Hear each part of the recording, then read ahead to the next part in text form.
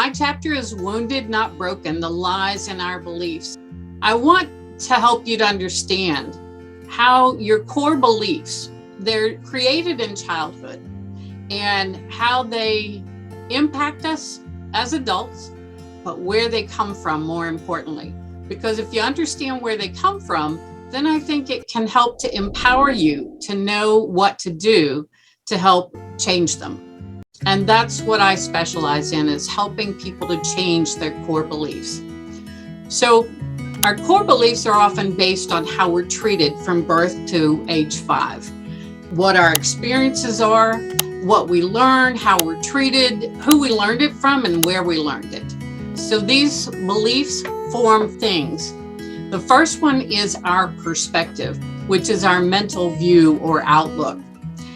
The second one is our perception, our awareness, which is processed through our senses and what we generally recognize to be true.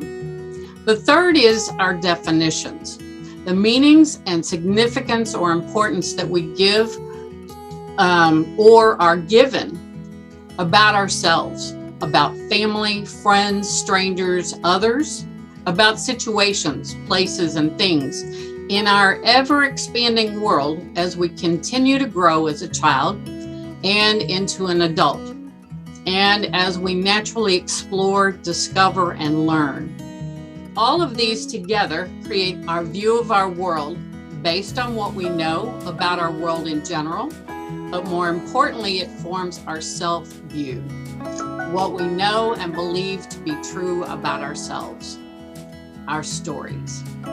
They shape what we tell ourselves and what we tell others. So I specialize in working with people who are struggling with trauma and addictions. And they go hand in hand, and I'll share with you later why I look at it that way. But I'd like to define trauma for you, because most people don't really understand what trauma is. So it's witnessing, experiencing, or perceiving a horrific event where you are afraid that yourself or someone else is at risk of injury or death. This can include the loss of a pet, a health or medical event, car accidents, which are the most common form of reported trauma. And then there's domestic violence, sexual assault or rape, sexual abuse at any age, abandonment, and neglect. And neglect is actually more prominent than either abuse or abandonment. But we don't hear a lot about that. But it's very traumatic for a child to go to a parent to get their needs met for affection, attention, whatever the need is, and not be able to get it from that parent for whatever reason. It could be mental illness or an addiction, or the parent is exhausted, stressed out, and overwhelmed. There are lots of reasons why we feel that sense of neglect. Then there are things like natural disasters, fires, floods, tornadoes, hurricanes, earthquakes. What most people associate with trauma is military combat. And I like to tell people that many homes are often like a combat zone. So you don't have to be in the military to know what it's like to fight for your life and survival. Sometimes my home was like that. And so I think that because of what I experienced with multiple types of trauma, it gives me a different perspective, a different lens that I'm looking through, and therefore a different perspective. It's all about survival. When we experience traumatic events, our bodies go into survival mode. It's part of the fear responses that are hardwired into our DNA and our brains. We can even see this in other animals, not just human beings. And there are 4 basic fear responses: fight and flight, which everybody's heard about those. And now more commonly, we're hearing about freeze. But what we aren't hearing much about is appease, which is now being called fawn. So you've got fight, flight, freeze, and appease. If you've ever, to help you understand appease or fawn, if you've ever known a class clown then you've seen appease in action. They draw attention to themselves and draw it away from someone else, like mom or a younger sibling, when things get conflictual or heated, and there's fear going on. So each of us has a primary fear response, but we can cycle through each and every one of them depending on the event and what our survival skills develop for us. And then we learn to survive the best way we can in childhood.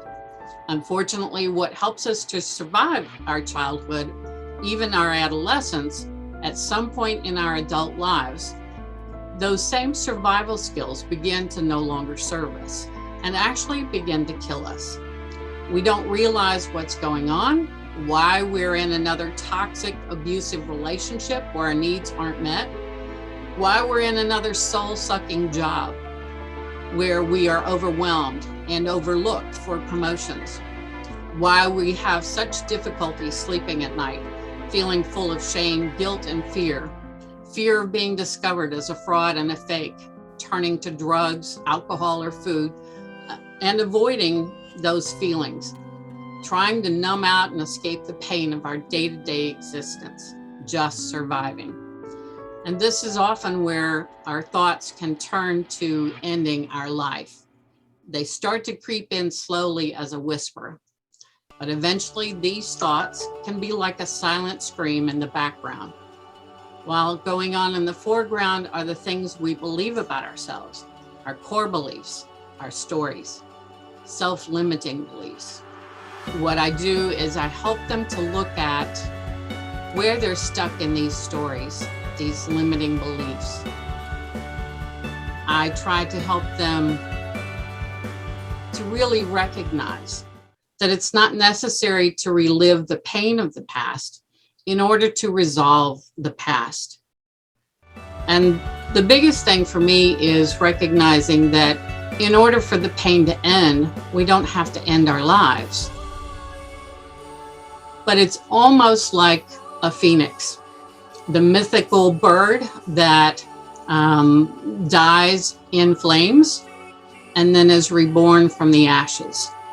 And that's what it can feel like to have the pain that has been burning and eating away at you to die and to begin to rise, be born again from the ashes of the past and able to build and design the life that you choose, not the one that was given to you, but the one that you choose. As children, we are victimized, and we often feel like victims. And that victim mindset or mentality is part of that story.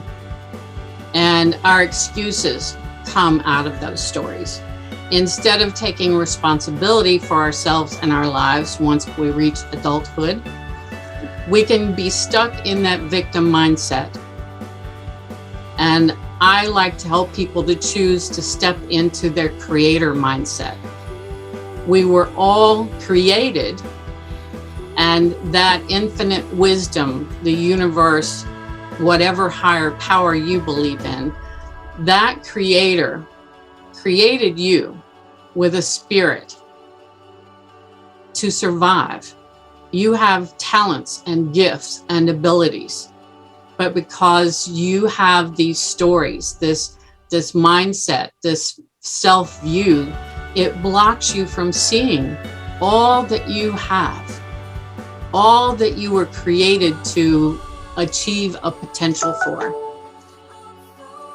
And so by helping you to look at those stories and begin to change those stories into, instead of self-limiting beliefs, change them into self-liberating beliefs. It empowers you to take responsibility for your life, for your choices, and create the life that you design. And it could be the business you want to design. And so being part of this book has been really a great experience for me, because it's a great opportunity to get my message out to other people who need it. So I hope that you will get the book and read it. A lot of great authors are in that book, and we all are like that mythical bird, the phoenix, where we have overcome the pain of life and we have risen from the ashes of that pain. And I hope that you will have that opportunity as well.